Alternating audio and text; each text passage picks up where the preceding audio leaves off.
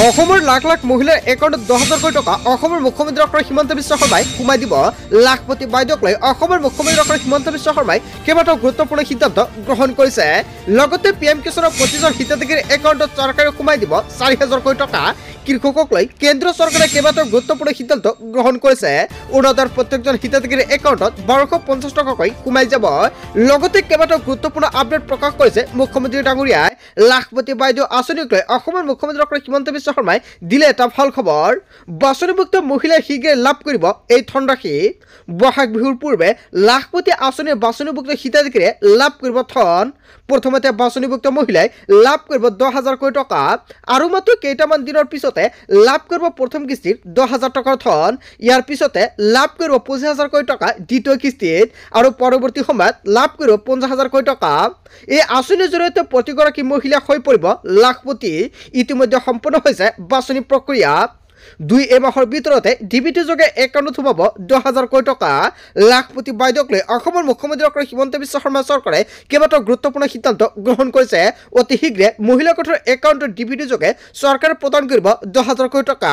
লাখপতি মহিলাসকলে সাজু হওক। তাৰ পিছত অসমবাসী ৰাজক জনাইছে আমাৰ পৰৱৰ্তী খুবেই গুৰুত্বপূৰ্ণ খবৰ। লগতে ডাঙৰ খবৰ, অৰুণোদয় ৰেচন কাৰ্ড চৰকাৰীকৰক লৈ বৃহৎ ঘোষণা কৰিছে মুখ্যমন্ত্ৰীগৰাকীয়ে। নতুনকৈ 10 লাখ লোকে লাভ কৰিব চৰকাৰী ঘৰ আৰু নিম্ন মধ্যবিত্তক বাসভৱনৰ অধিকাৰ দিব চৰকাৰে। এই বছৰৰ ভিতৰতে দিয়া হ'ব 6 লাখ ঘৰ। আগন্তুক বৰ্ষত 4 লাখ ঘৰ দিয়াৰ লক্ষ্য চৰকাৰৰ। ৰেচন কাৰ্ডৰ হিতাধিকাৰীৰ বাবে মুখ্যমন্ত্ৰী ডক্টৰ হিমন্ত বিশ্ব শৰ্মাৰ বৃহৎ ঘোষণা।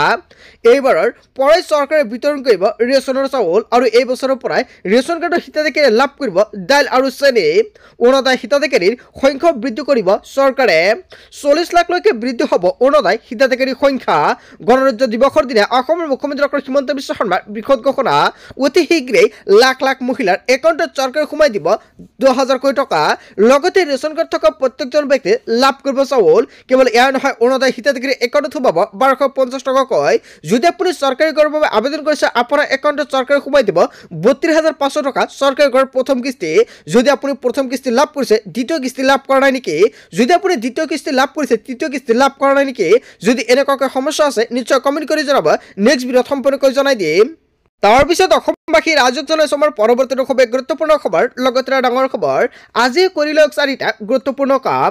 অন্যথা বঞ্চিত হ'ব পিএম কিষাণৰ 19 নম্বৰ কিস্তি ধন লাভৰ পৰা।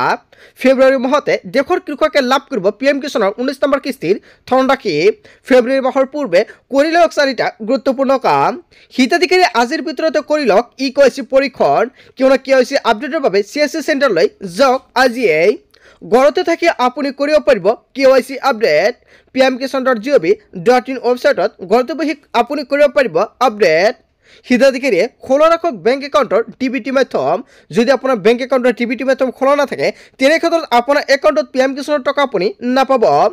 ডিবিটি অন কৰিবৰ বাবে যোগাযোগ কৰক সংশ্লিষ্ট বেংক বিষয়ৰ সৈতে। কৃষকৰ কৃষিভূমিৰ প্ৰমাণপত্ৰ পুনৰীক্ষণ কৰাটো বাধ্যতামূলক।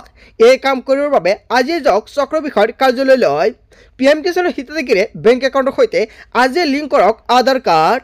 আপডেট হৈ থকা আধাৰ কাৰ্ডে লিংক কৰিব পৰা হ'ব বেংক একাউণ্টৰ সৈতে। হয় বন্ধুসকল, কেইবাটাও গুৰুত্বপূৰ্ণ আপডেট প্ৰকাশ পাইছে।